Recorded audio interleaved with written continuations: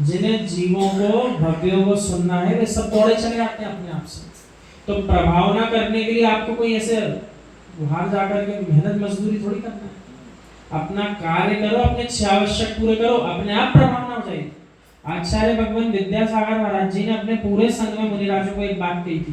प्रश्न किया था एक महाराज जी ने, धर्म प्रभावना किसे कहते हैं आचार्य श्री? तो आचार्य श्री ने उत्तर दिया, आपके माध्यम से धर्म की अप्रभावना ना हो, यही प्रभावना। क्या उत्तर दिया आचार्य श्री ने? आपके माध्यम से आपकी किसी क्रिया को देख करके, आपके काम को देख करके धर्म की अप्रभावना ना हो, यही आपकी तरफ से जैन धर्म की प्रभावना है। यानी कुछ गड़बड़ी मत करो, शांत रहो, वही प्रभावना है जैन धर्म की, यही प्रभावना है। धर्म की परिभाषा बोल देते ना, अधर्म का काम नहीं करो तो वही धर्म। अधर्म मत करो तो धर्म अपने आप हो जाएगा। अधर्म मत करो, ये क्या है? अपनी आत्मा से अप्रभावित होकर धर्म करना, ये अप्रभावना है, बहुत समझना पड़ेगा। अब जीव क्या कर रहे हैं? प्रभावना के नाम पर वो बाहरी प्रभावना में लग गए, अपनी आत्मा से आज तक प्रभावित नहीं हो पाए। जाने ही नहीं कि मैं भी भगवान आत्मा हूँ। तो आपने वो प्रभावना नहीं करी, आपने तो अपनी अप्रभावना करी। पढ़िए आप पंक्ति फिर से, अपनी आत्मा से अप्रभावित होकर धर्म करना। धर्म करना लिखा है, अधर्म करना नहीं लिखा कि पाप कर रहे हो आप। सब धार्मिक कार्य कर रहे हो, सब कर रहे हो। खूब अच्छे आपने तीर्थ यात्राएं करी, खूब आपने विधान पूजा किया, खूब ग्रंथों का अध्ययन किया, खूब मालाएं फेरी, सब धर्म के काम किए। लेकिन पहली बात क्या लिखी? अपनी आत्मा से अप्रभावित होकर, यानी अपने आप को तो जाना नहीं, सब कुछ करते रहे। तो आचार्य श्री क्या कह रहे हैं? ये अप्रभावना है, ये प्रभावना नहीं है, अप्रभावना। इससे प्रभावना नहीं कही, अप्रभावना। क्योंकि निश्चय से तो जैन धर्म में जैन प्रभु कह रहे हैं अपनी आत्मा के प्रति प्रभावित होना ही जैन धर्म की प्रभावना है। जैन धर्म की प्रभावना। उन उपसर्ग केवलियों को अलग से प्रभावना करने के लिए जाना पड़ा कि उनने अपना काम किया मात्र और उपसर्ग केवली बन गए। तो अपने आप उनके माध्यम से आज भी अपन उनका स्मरण करते हैं, नमस्कार करते हैं। सारे उपसर्ग केवलियों को अनंत अनंत बार नमस्कार। केवल ज्ञान होने के पूर्व तक जिन पे उपसर्ग चल रहा हो और तब भी वे अपने काम को छोड़ करके डिगे नहीं, अपनी आत्मा से प्रभावित थे, प्रभावित रहे, तो आज भी प्रभावित है। और उस समय प्रभावित नहीं होते, छोड़ देते आत्मा से ध्यान, तो आज शायद उनकी चर्चा नहीं चल रही होती, उपसर्ग केवली नाम का कोई शब्द नहीं होता है। इसका अर्थ है भले हमने उनको देखा ना हो, अभी याद नहीं आ रहा, देखा भी हो तो याद नहीं आ रहा, तब भी उनका स्मरण भव्य जीव कर रहे हैं और करते रहेंगे जिन्हें मोक्ष दान। नमो जनाणम, क्या शब्द है?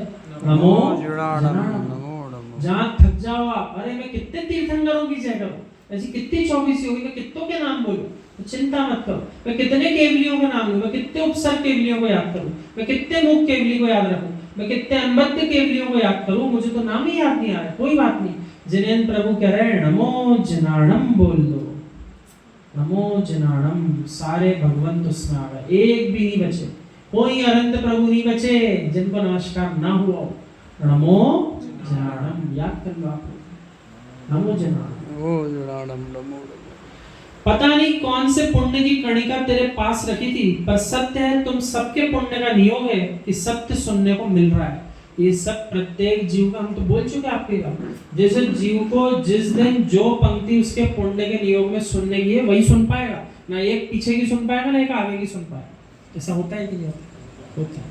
और प्रत्येक दिवस जिस जीव का जैसा पुण्य का नियोग है उसको वैसा गहरा, वैसा सरल या बीच का, जैसा भी कहो आप, उत्तम मध्यम जगन, वैसा सुनने को मिलता है।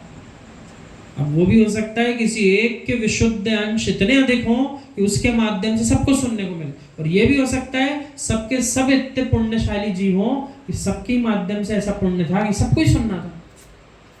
एक के पुण्यांश भी इत्यादि हो तो दूसरों के ऊपर प्रभावी हो सकता है वो जीव, हो सकता है कि कोई भी वीतरागी श्रमण आचार्य परमेष्ठी आए तो उनकी संख्या कितनी है? कोई 2 मुनिराज का संघ है, कोई 3 का है, किसी में 5 है, किसी में 10 है। और नगर में रहने वाले श्रावक श्रमिकाओं की संख्या कितनी है? जैसे जैन नगर की बात करो, लगभग 5000 उदाहरण के लिए।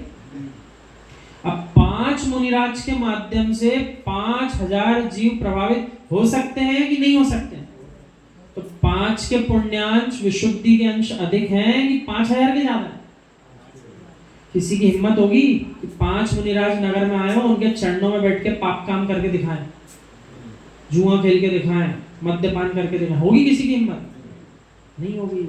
इसका अर्थ है एक जीव की विशुद्धि भी इतनी अधिक हो सकती है कि उसके माध्यम से हजारों को प्रभावित किया जा सकता है। इसलिए आगम में कहा है आपके पास यदि 6 आवश्यक कर्तव्य हैं तो उनको पूरा करने में समय निकालो, फिर भी कदाचित समय है तो अपने से अधिक गुण वाले उनका संयोग लो।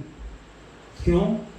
उनके माध्यम से मेरे भावों की विशुद्धि बनेगी या बनी रहेगी तो मेरा नुकसान जो हो सकता था वो नुकसान बच जाएगा। पुण्यात्माओं का संयोग करो, पापात्माओं का संयोग छोड़ना पड़ेगा। तो जगत कर क्या रहा है? पाप आत्माओं का संयोग प्राप्त कर रहा है, पुण्य आत्मा से दूर भगता है।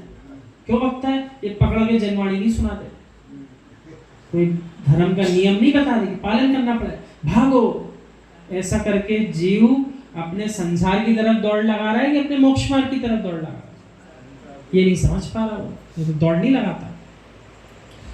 जैसे पूर्व में सम्राट लड़ते थे, ये हमारा राज्य है, ये तुम्हारा राज्य है, ऐसे ही साधु गणों के मन में भी विकल्प आ गए कि मेरी प्रभावना का ये क्षेत्र है, ये तेरी प्रभावना का क्षेत्र है। ये पंचम काल का दोष है, भावों की विशुद्धि में कमी है, उपादान की योग्यता में कमी है।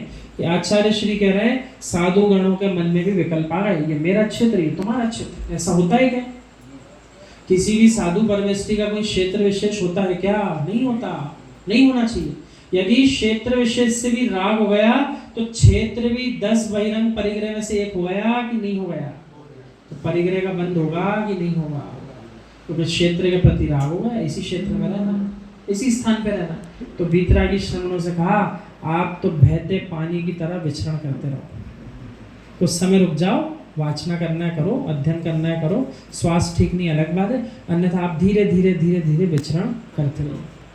हमको तो भव्य सागर महाराज जी दिख जाते हैं, 80 वर्ष की आयु, मुनि अवस्था, सागर के महाराज जी में। आसपास छोटे छोटे जनाले, वहाँ तो खूब सारे गली गली में जनाले। तो कभी किसी जनाले में धीरे धीरे चले गए हाथ पकड़ के दूसरों के, कभी कहीं चले गए, लेकिन अंतिम समय तक विहार करते रहे। फिर महाराज जी में आकर के जब पूरी तरह से समझ गए अब शरीर साथ नहीं दे रहा, 80 वर्ष के ऊपर हुए, तब वीतरागी श्रवण महाराज जी में आकर के स्थिर हुए।